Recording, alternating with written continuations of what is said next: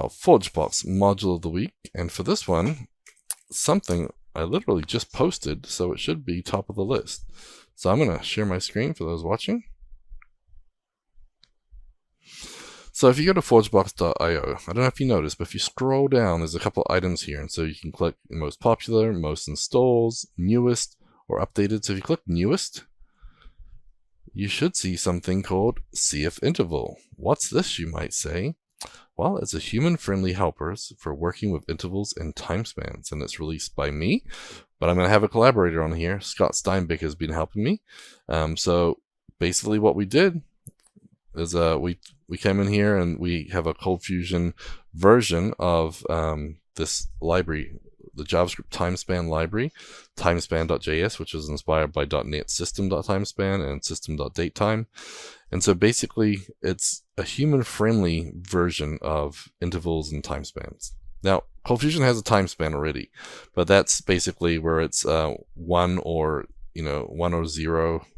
Sorry, 1 is for 1 day, 0.5 is like 12 hours. There's different ways to do that, and so you can basically set it up to have a simple time span with the timespan function.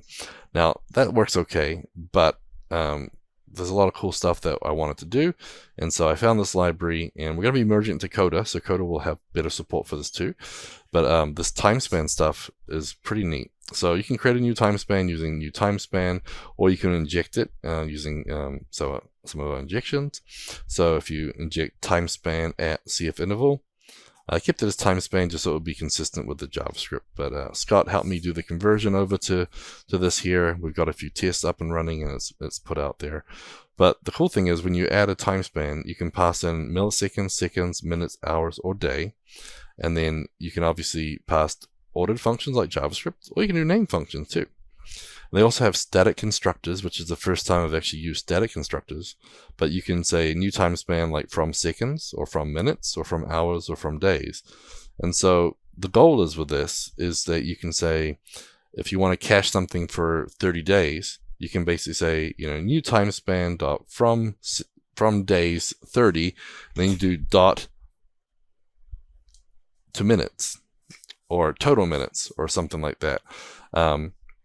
You can do different things. So basically, me, when I'm looking at caching, sometimes it's cached in seconds, sometimes it's cached in minutes.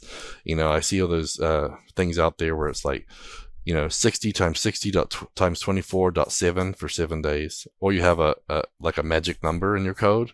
Like, do you have 1460 or is it 86.4?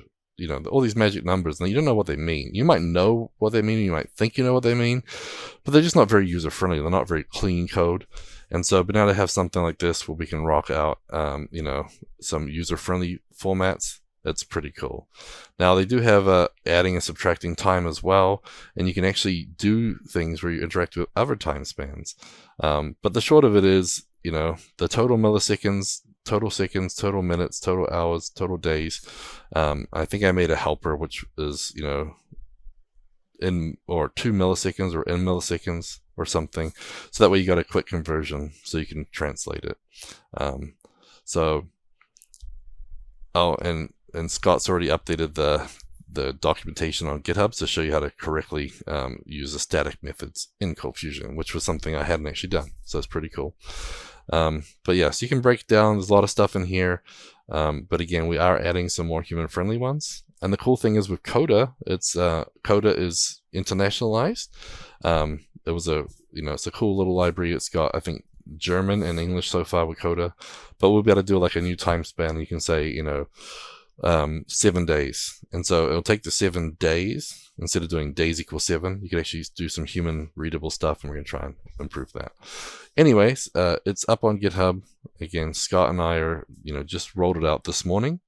And so if we come down to the static stuff, so this is how you use a timespan by calling one of the static functions. So timespan double : from seconds, and that's how you can actually call it with static, which is interesting. Like I said, I didn't know you could do that. Well, I knew you could, I just didn't know the syntax, so that's pretty cool. So again, the from seconds just gives you a shortcut. Remember, JavaScript, they don't have named parameters, so they can't do it the cool way like we do.